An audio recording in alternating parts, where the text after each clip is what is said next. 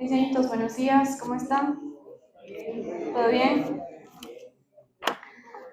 Antes de comenzar, les cuento que la anterior vez que prediqué, bueno, ya me han dicho varias veces que siempre ando volando yo por todos lados. Entonces, si es que voy muy rápido, sépanme entender, un poquito así soy en todo, y ya mis papis ya se comprometieron a decirme, tranquilas, vamos más despacio, ¿sí?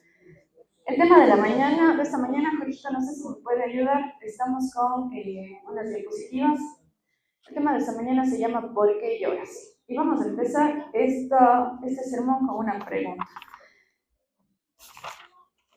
¿Les han jugado alguna vez una broma momentánea, tal vez? ¿Saben a lo que me refiero? Por ejemplo, a mí me pasó hace un tiempo yo tengo una perrita, algunos de ustedes la han visto, se llama Baby. Es como mi hija, literal es mi hija, yo la quiero mucho. Y resulta que un día me fui con mi ñaña y le dejamos a la Baby en la casa, mis papis no estaban, nos fuimos alrededor de 2 horas y cuando regresamos la perrita no estaba. Usualmente ella, si yo me vaya 10 minutos o 2 horas, ella siempre me recibe llorando en el cuello. Pero ese día ella no estaba llorando, le buscamos por todos lados y no había Baby por ningún lado. Mis papis seguían sin estar en la casa, entonces les llamé. Papi, ¿le ha visto a la Baby? ¿Usted le cogió? No, hijita, no, si nosotros le dejamos con usted, no estará con vos. No, papi, ya le pregunté como 3 veces y ya cuando yo empecé a entrar en modo de desesperación y se dieron cuenta, me dijeron, ¿sabes qué, mijita? Tranquila, nosotros le fuimos llevando. ¿Para qué le dejas a la perrita en la casa? Hablo de este tipo de bromas momentáneas que son muy casuales, ¿no? ¿A quién no le han hecho esas bromas? ¿Y cuántos hemos hecho esas bromas? Nos encanta hacer este micro sufrimiento para después dar una buena noticia. Muy bien, vamos a la segunda diapositiva. Les quiero presentar... Ya. Les quiero presentar a este señor que se llama Hiro Onoda. ¿Alguien ha escuchado la historia de este señor? Ya. Muy bien, entonces sí he escuchado. Vamos a hablar sobre la historia digamos que es algo así como un autosabotaje. Tiene 2 lecturas, pero la vamos a ver. ¿Sí? Este es un soldado, era un soldado de inteligencia. Él luchaba por Japón, ¿sí? Estaban en la Segunda Guerra Mundial y resulta que en 1944 a él le mandaron a la guerra, y le mandaron a una isla que se llamaba Lubang, en Filipinas. Y le dieron una sola orden. Dice, tienes prohibido rendirte, no te puedes autodesvivir. Nosotros vamos a llegar a buscarte, así sea en 3 años o en 5 años, pero vamos a llegar. No puedes abandonar la isla, tienes que defenderla como de lugar. Resulta que la guerra fue avanzando y estos señores se internaron cada vez más en la isla. Y este señor no estaba solo, estaba con su grupo de comandantes. Y estaban enfrentando la guerra cuando empezaron a caer papelitos del cielo. ¿Ustedes saben en qué año se terminó la Segunda Guerra Mundial?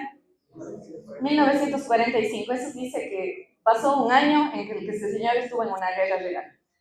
En 1945 empezaron a sobrevolar aviones en la isla, aviones norteamericanos, y empezaron a botar boletines. Se acabó la guerra, salgan. Y este señor era un señor de inteligencia, entonces pensó, adivinen qué creen que pensó. No, pensó que era una táctica enemiga, que le estaban mintiendo, que no, la guerra no se había acabado, era algo para que salgan y se rindan, pero él tenía prohibido dejar la isla. Como no estaba solo, en 1950 hubo un compañero que se rindió. En 1959 a él le dieron por muerto, porque los otros compañeros que estaban con él se habían muerto ya. Y en 1974, a pesar de todo este tiempo, este señor anduvo solo por la isla. Dice que andaba con su rifle, que tenía algo diario. Limpiaba siempre su rifle y patrullaba la isla. Cuando estaba en esta situación, veía a algún civil que pasaba y pensando que era enemigo, lo mataba. Dice que así se llevó varios civiles, entraba a robar comida a las aldeas y se iba. Y se convirtió en una leyenda. Entonces resulta que un día un señor japonés dijo, ¿saben qué? Yo me pongo como meta encontrarle a este señor y decirle que la guerra se acabó. Y pasó recorriendo la isla y al final le encontró. Ya viéndole medio chinito todo, ya se hicieron amigos, vio que no era enemigo y se portó bien con el señor. Y este turista le dijo, ¿sabes qué? La guerra se acabó. Y dijo, no, yo no me voy a rendir. No hasta que venga mi comandante y me diga que ya se acabó la guerra. Es la única manera en la que yo entregue mi rifle y me vaya. Dice que hicieron todo un trabajo táctico para encontrar a este señor que se llamaba Mayor Taniguchi se llamaba este señor. Este señor ya pasó varios años, ya estaba viejito y trabajaba en una librería. Y lo llamaron, ¿para qué? Para que venga a decirle a nuestro amigo Hiro Onoda que la guerra se había acabado y que por favor se rinda, que entregue su arma. Al final, esto pasó en el año de 1974, teniendo así que él estaba, ¿cuántos años en una guerra inexistente? Esas matemáticas. Bueno, sí, 29 pasó en una guerra inexistente porque un año sí estaba en guerra. Muy bien, pasó 29 años viviendo algo que no era verdad. Y también junto con, en su mente hizo daño a muchas otras personas que no tenían la culpa de nada.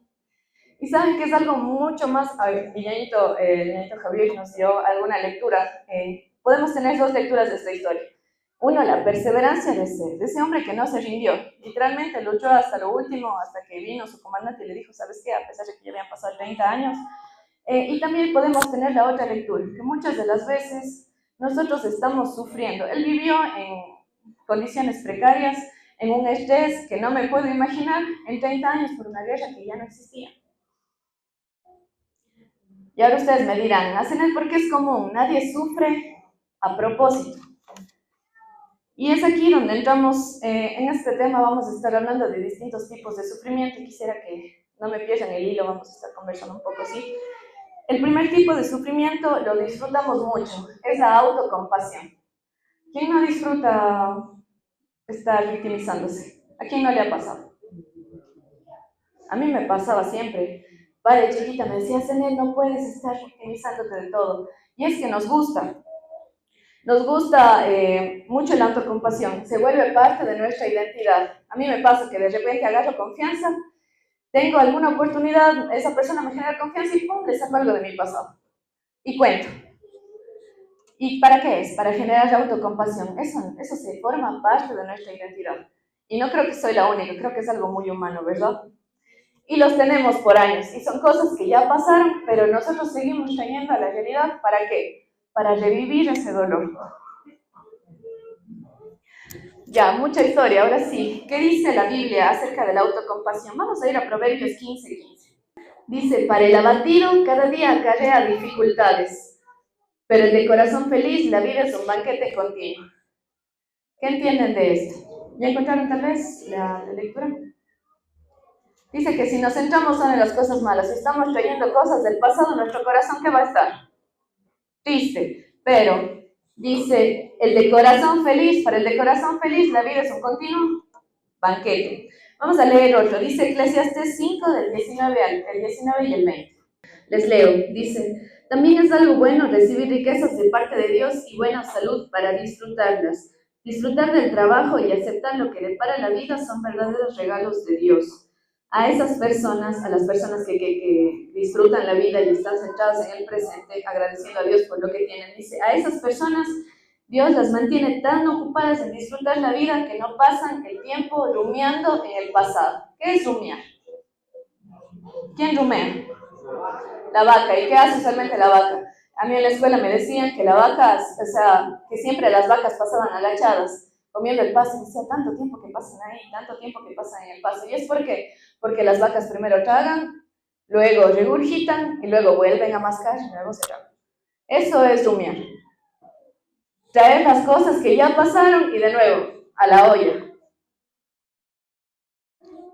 A ver, y aquí tenemos, vamos a la tercera diapositiva, hay un texto bastante bonito, está en el libro Ministerio Médico de Elena G. de White, y dice, vamos a leer, sí, creo que le puse letra muy chica, dice, la autocompasión deteriora el carácter de quienes la albergan y ejerce una influencia que estropea la felicidad de otros. No solo te afecta a ti, no eres tú la única persona que se está dañando a sí mismo por traer cosas del pasado.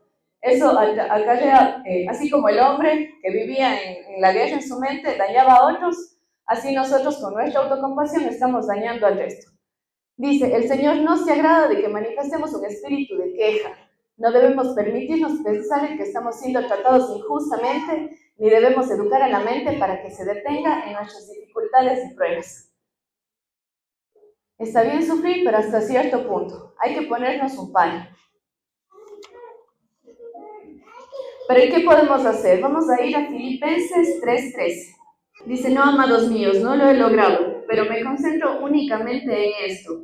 Olvido el pasado y fijo la mirada en lo que tengo por delante, y así avanzo hasta llegar al final de la carrera para recibir el premio celestial al cual Dios nos llama por medio de Cristo Jesús.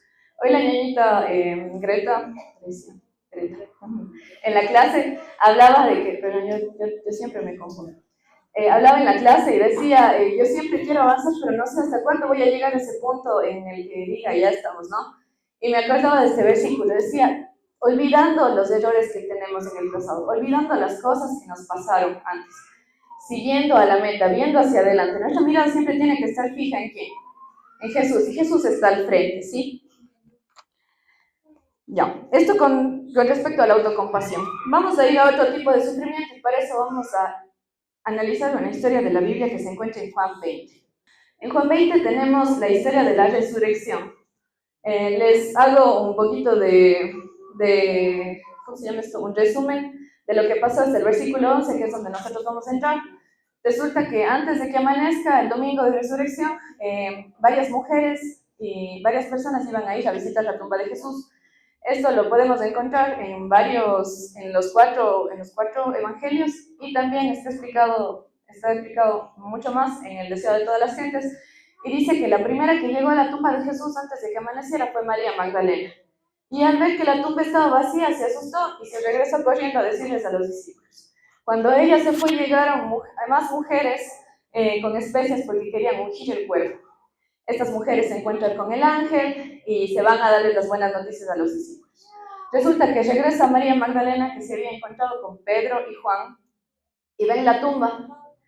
Pedro y Juan dicen que Juan creyó y se fueron, se regresaron. Sin embargo, María se queda sola en la tumba. Y es aquí donde llegamos al versículo número 11. Dice,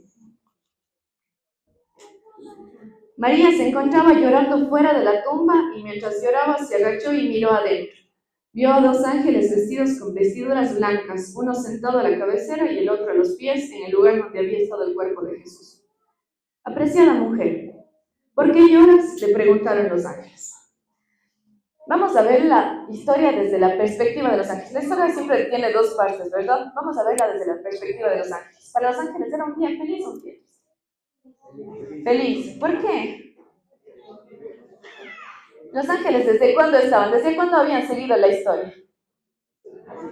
Desde que ellos habían sido creados. Vamos a repasar lo que habían vivido los ángeles. Los ángeles habían visto a Lucifer como el ángel mayor, ¿verdad?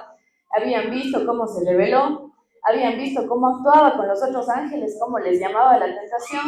A la final hubo una guerra en el cielo y se cayeron la tercera parte de los ángeles. Ellos habían estado viviendo todos estos acontecimientos. Vieron la creación de la tierra, la caída del hombre. Estaban tristes al ver cómo la gente no se daba cuenta, a pesar de que tenía oportunidad, esa oportunidad seguía cayendo. Vieron la promesa cumplirse en el nacimiento de Jesús y habían seguido la vida de Jesús, literal, con una atención brutal. Estaban atentos a todo lo que pasaba. Se pusieron tristes también cuando Jesús murió, pero la resurrección de Jesús significaba que hubo victoria. Vamos a ver en la siguiente diapositiva, un texto. Dice, y aquí es las dos fases que tenemos. Nosotros, ese día aquí en la tierra, los discípulos que estaban tristes, pero no era así en el cielo había felicidad. Dice, mientras el Salvador estaba en la presencia de Dios recibiendo dones para su iglesia, los discípulos pensaban en su tumba vacía, se lamentaban y lloraban. Aquel día de regocijo para todo el cielo era para los discípulos un día de incertidumbre, confusión y perplejidad.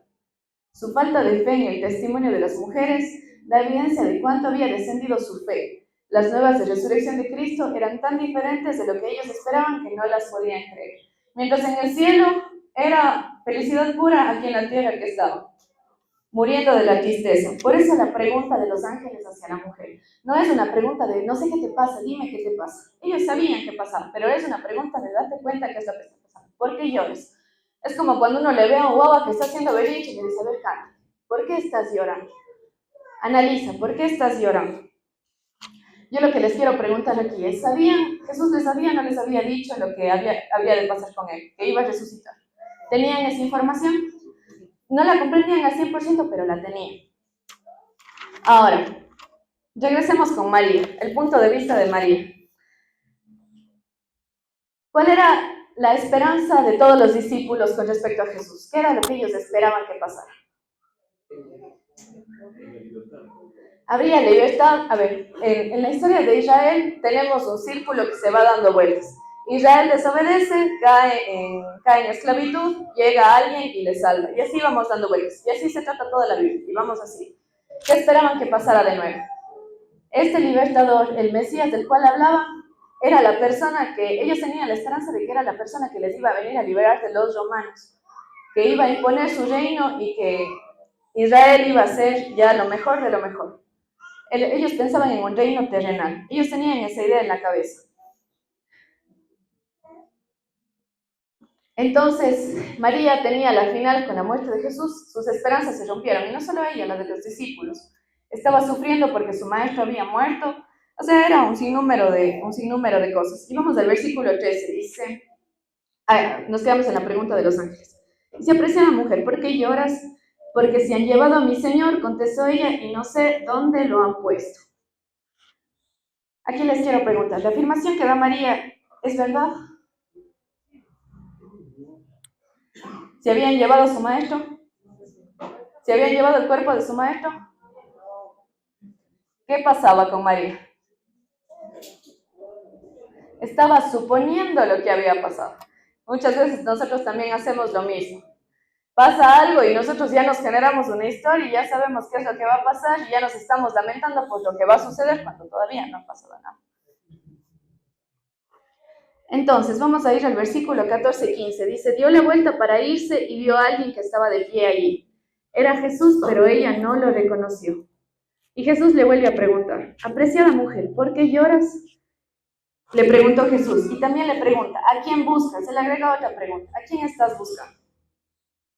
Ella pensó que era el jardinero y le dijo, Señor, si usted se lo ha llevado, dígame dónde lo puso y yo lo iré a buscar.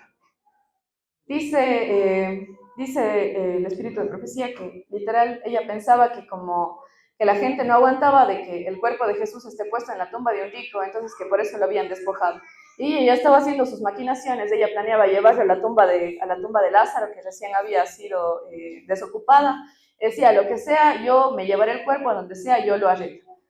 Y seguía actuando ¿en qué? En las ideas que ella se había hecho en la cabeza, en la historia que ella se había hecho en la cabeza y que no era verdad. Ahora una pregunta, ¿por qué no le reconoció María a Jesús? Hay un texto, no podría decirle que no, que sí, pero hay un texto, por ejemplo, en el camino de Maús, dice que Jesús veló su rostro para que no le reconocieran. Aquí no nos dice algo, sin embargo, decía de todas las gentes, nos da un poco de luz acerca de eso.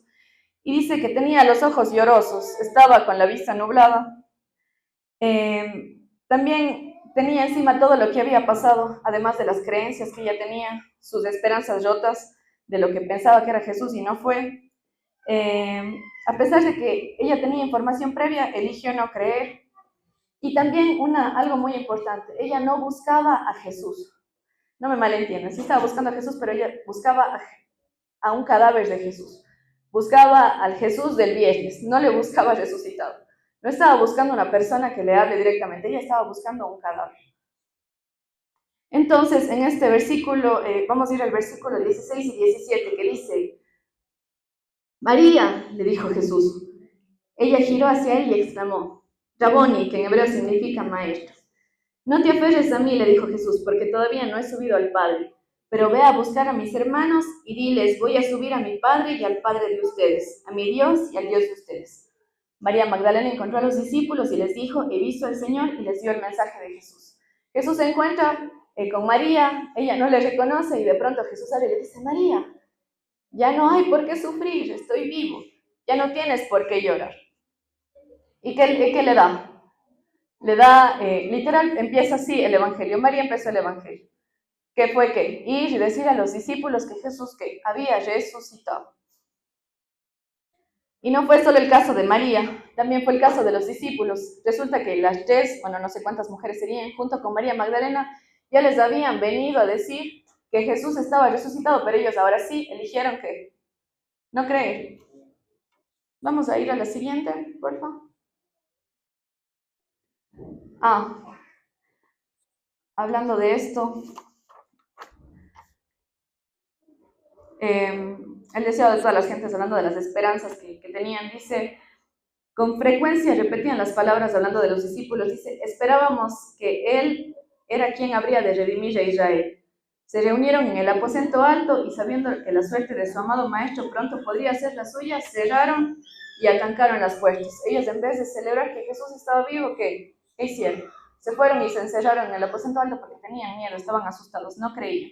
Y aquí llegamos a esto. Dice, todo el tiempo podrían haber estado regocijándose en el conocimiento de un Salvador resucitado. En el huerto, María había estado llorando cuando Jesús estaba cerca de ella. Sus ojos estaban tan cegados por las lágrimas que no le conocieron. Y el corazón de los discípulos estaba tan lleno de pesar que no creyeron en el mensaje de los ángeles ni en las palabras de Cristo.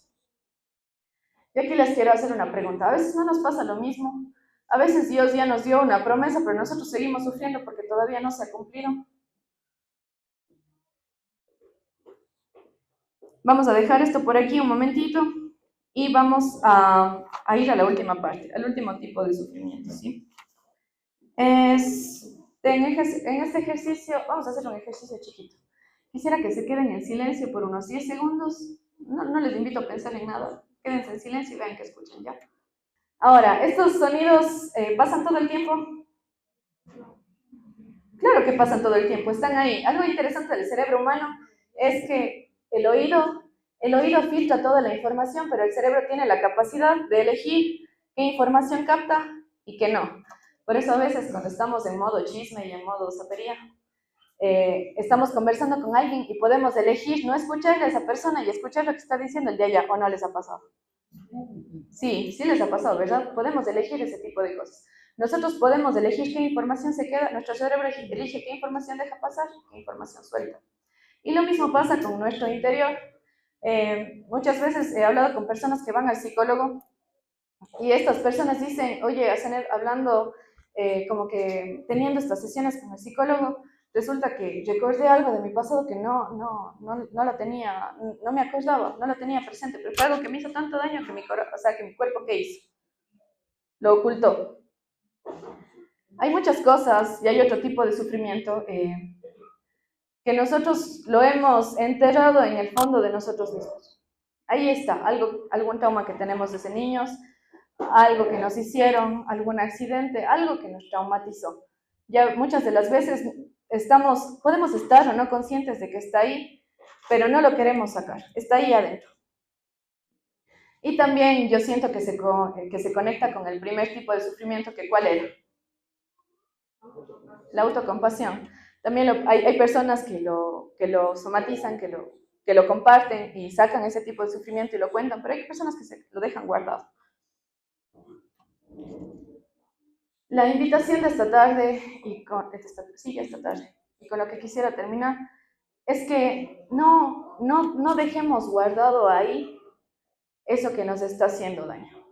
A la final, sea que nosotros no estemos conscientes de lo que está haciendo, no lo traigamos a la memoria, o si lo traigamos, ese sufrimiento interno nos está afectando nuestra manera de ser y también está afectando al resto de las personas.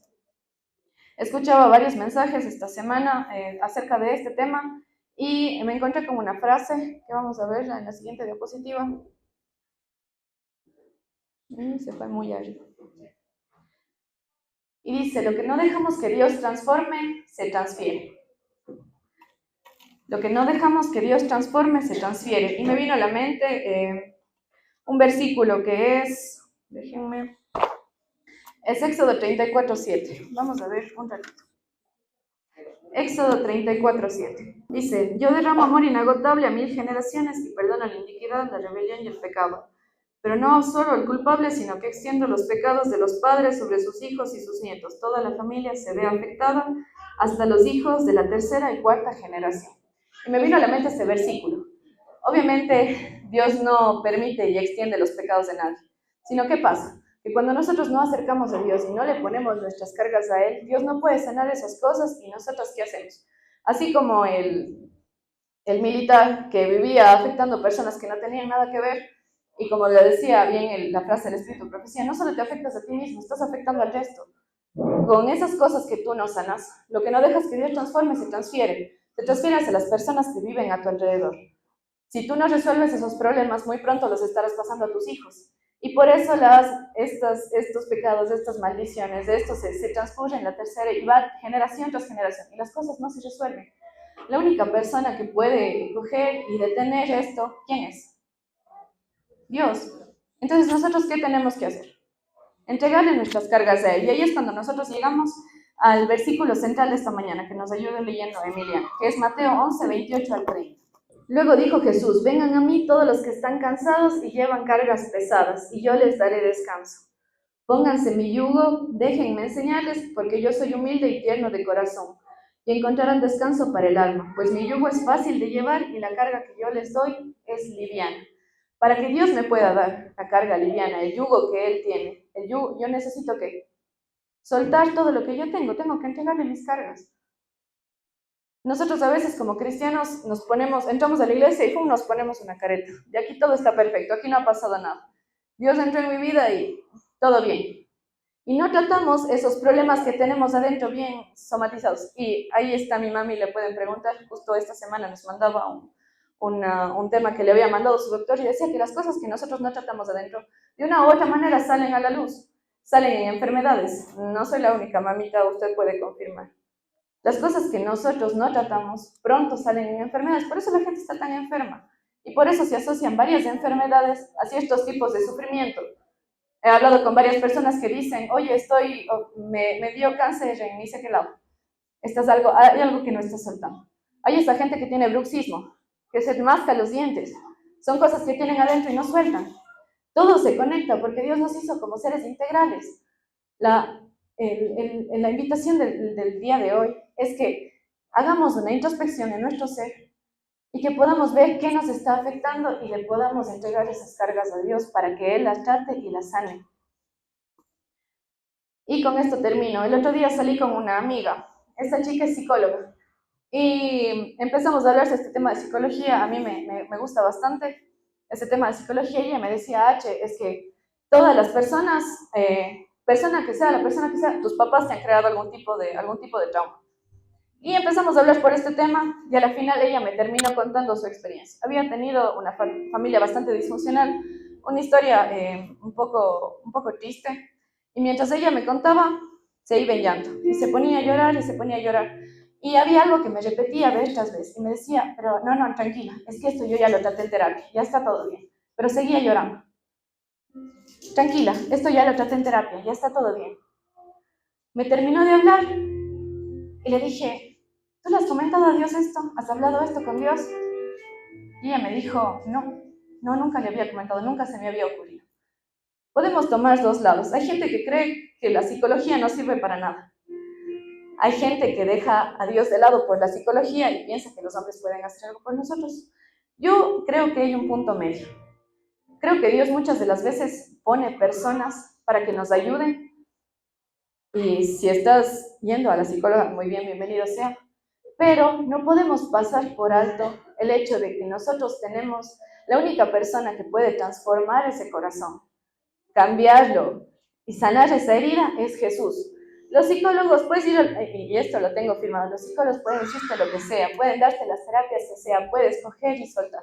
Pero si tú no lo tratas con la persona que te creó, que sabe qué es lo que necesitas y cómo sanarlo, muy pronto vas a dejar de hacer todo eso y eso va a volver. Lo que yo quiero que entiendan esta mañana es que hagamos una introspección y le entreguemos todas esas cargas a Él. Que hablemos eso con Dios. Cuéntale a Dios qué es lo que te está afectando. No lo dejes adentro. Trátalo con Él. Hay una frase final en esta historia de la resurrección y dice, y ya se me perdió. Dice: ojalá que la cabeza inclinada pueda alzarse, que los ojos se abriesen para contemplarle, que los oídos pudiesen escuchar su voz Id presto, decid a los discípulos que ha resucitado. Invítalos a no mirar a la tumba de José. Cristo no está allí. No miréis el sepulcro vacío, no lloréis como los que están sin esperanza de vida, ni ayuda. Jesús vive y porque Él vive, viviremos también. Brote de los corazones agradecidos y de los labios tocados por el fuego santo del alegre canto. Cristo ha resucitado. Aceptad esta esperanza y dará firmeza al alma como un ancla segura y probada. Dios está con la mano extendida para resolver todos esos problemas internos. Pero papá es un caballero. No va a tocar las cosas que tú... No va a poder entrar donde tú no le permitas entrar. Por eso te digo, entrégale esas cargas. Dios ya las conoce, pero quiere que tú se las des.